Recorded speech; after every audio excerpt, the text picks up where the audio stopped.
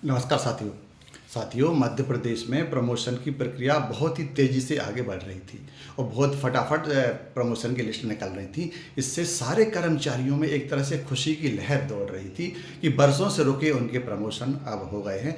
और इनमें ख़ासतौर से जिन साथियों के प्रमोशन हो गए थे वो तो बहुत ही ज़्यादा उत्साहित और खुश थे। हमारे वो साथी भी आस लगाए बैठे थे जिनके प्रमोशन होना बाकी थे या मेरिट लिस्ट में जिनका नाम थे और इनके प्रमोशन होना थे साथियों।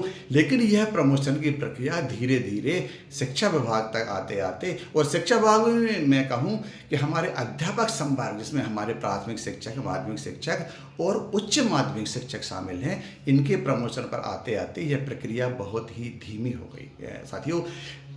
हमारे शिक्षा जगत के सारे अध्यापक संवर्ग के साथियों में यह सवाल बहुत घर कर गया है कि इसका क्या कारण है, वह प्रमोशन की प्रक्रिया इतनी धीमी क्यों हो गई। क्या प्रमोशन भविष्य में हो पाएंगे या नहीं हो पाएंगे, यह सवाल उनको बहुत ज़्यादा हमारे अध्यापक संवर्ग के साथियों में यह सवाल बहुत ज़्यादा चर्चा का विषय बना हुआ है कि उनके प्रमोशन हो पाएंगे कि नहीं, और अगर उनके प्रमोशन होंगे तो वह प्रमोशन कब तक होंगे। साथियों, उनके प्रमोशन में ये इतनी धीमी गति आई है, उसके क्या क्या कारण हो सकते हैं।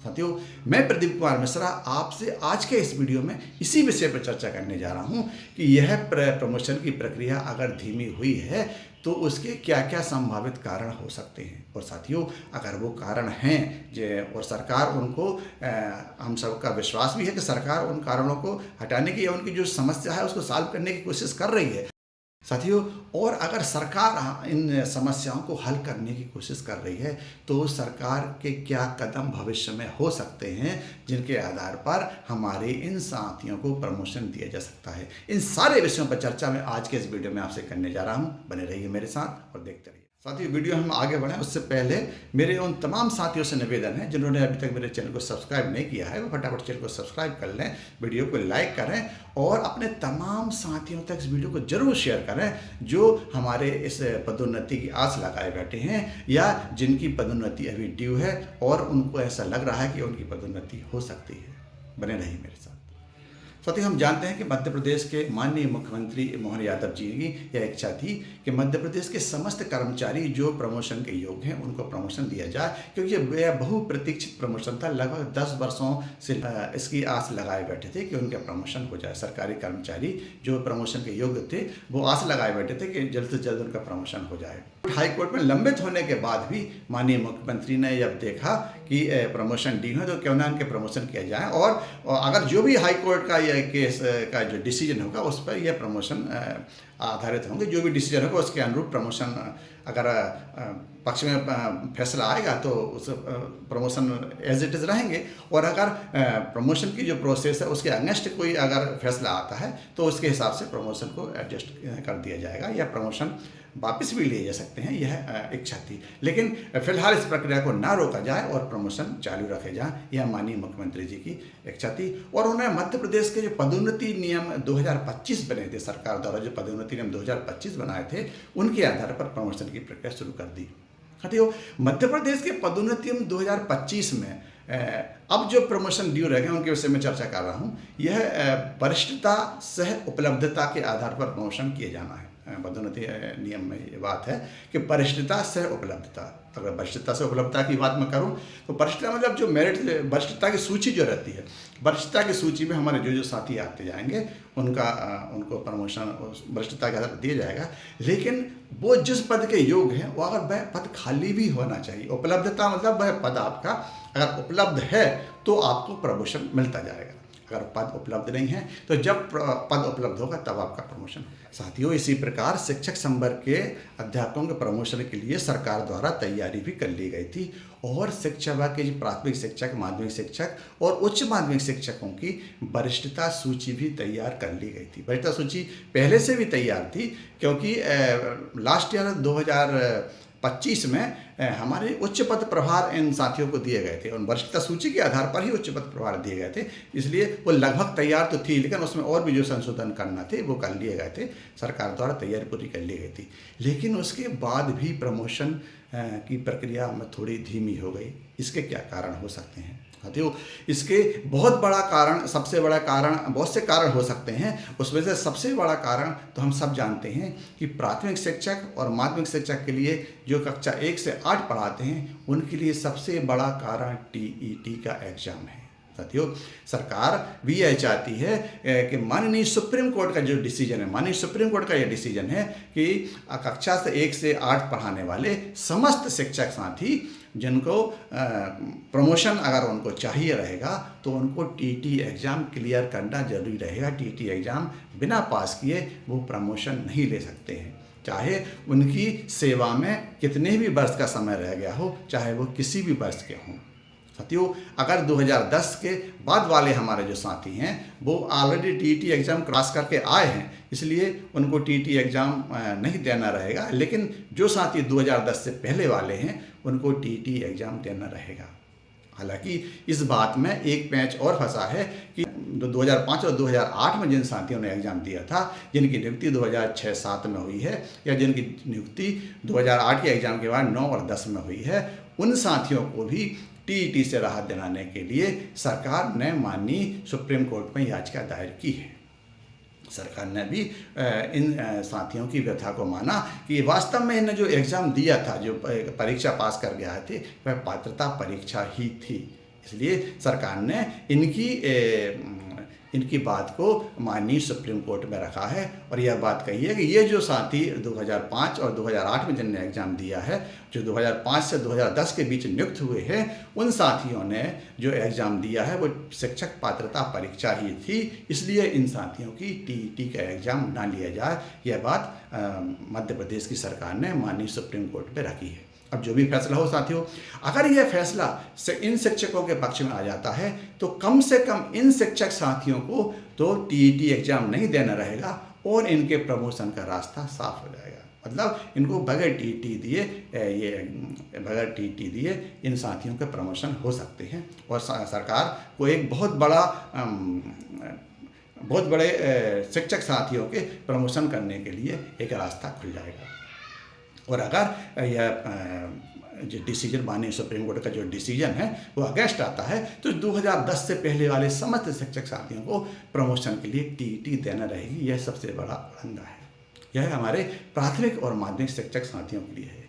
साथियों, इसी प्रकार उच्च माध्यमिक शिक्षकों के लिए भी एक बहुत बड़ा अड़ंगा आ गया है परीक्षा का। जी हाँ साथियों, शिक्षकों के उच्च माध्यमिक शिक्षक जो उच्च माध्यमिक शिक्षक से हाई स्कूल प्रिंसिपल पर प्रमोट होने जा रहे हैं या जिनका प्रमोशन हाई स्कूल प्रिंसिपल के पद पर होना है, उनको भी प्रमोशन पाने के लिए एक विभागीय परीक्षा से गुजरना पड़ेगा। अगर वो विभागीय परीक्षा पास कर लेते हैं तभी उनका प्रमोशन हाई स्कूल के प्राचार्य के पद पर हो सकेगा। यह बात भी गजट 2018 में जब शिक्षा विभाग में संविलियन हुआ था, उस समय जो गजट बना था उस गजट में यह बात कही गई थी। उस गजट में बात स्पष्ट रूप से लिखी गई है। साथियों, ये दोनों परीक्षाएं ही इन माध्यमिक शिक्षकों, प्राथमिक शिक्षक, माध्यमिक शिक्षक और उच्च माध्यमिक शिक्षकों के प्रमोशन में सबसे बड़ी बाधा है। साथियों, अब हम बात करें कि मध्य प्रदेश की सरकार इन अध्यापकों के हित में क्या कदम उठा सकती है और क्या कदम उठाने की आस हमारे शिक्षक साथियों को लगी हुई है। साथियों, जिस प्रकार मध्य प्रदेश में पदोन्नति नियम 2025 के तहत पदोन्नति की जा रही है, हालांकि यह केस हाई कोर्ट में लंबित है, लेकिन सरकार ने जब यह माना कि इनको प्रमोशन दिए जाने चाहिए तो सरकार ने प्रमोशन की प्रक्रिया चालू कर दी और सारे प्रमोशन को उस हाई कोर्ट के डिसीजन के अधीन कर दिया। उसमें जिन साथियों के प्रमोशन हो रहे हैं उनके प्रमोशन के आदेश में यह बात स्पष्ट रूप से लिखी जा रही है कि आपका यह प्रमोशन हाई कोर्ट के डिसीजन के अधीन रहेगा। जैसा हाई कोर्ट का डिसीजन होगा उसके आधार पर आपका प्रमोशन होगा।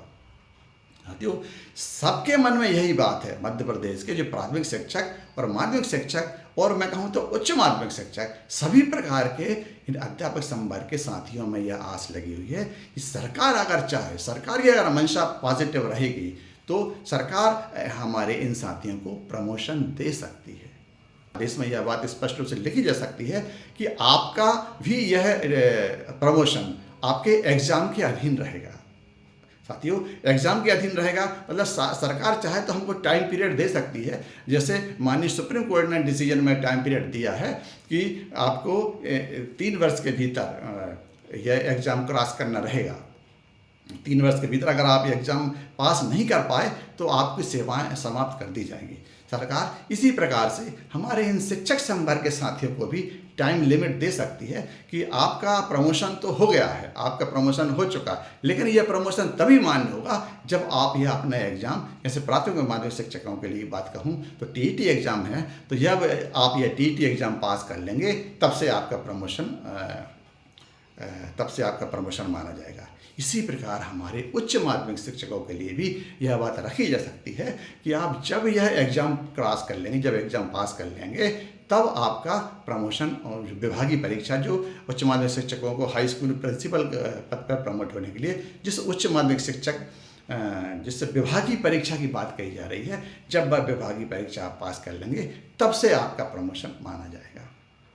सरकार चाहे तो इस प्रकार के कदम उठा सकती है और इस प्रकार के कदम सरकार द्वारा उठाए जाने की आस हमारे इन समस्त शिक्षक साथियों में लगी हुई है। बल्कि कई जगह, कई पेपरों में तो इस तरह की, कई मीडिया ने इस तरह की खबर को छापा भी है। मध्य प्रदेश के कई प्रतिष्ठित अखबारों में यह बात कही भी जा रही है कि सरकार इस तरह के कदम उठा सकती है। साथियों, अगर सरकार द्वारा इस तरह के कदम उठाए जाते हैं तो यह शिक्षक संवर्ग के लिए बहुत बड़ी सौगात सरकार की होगी।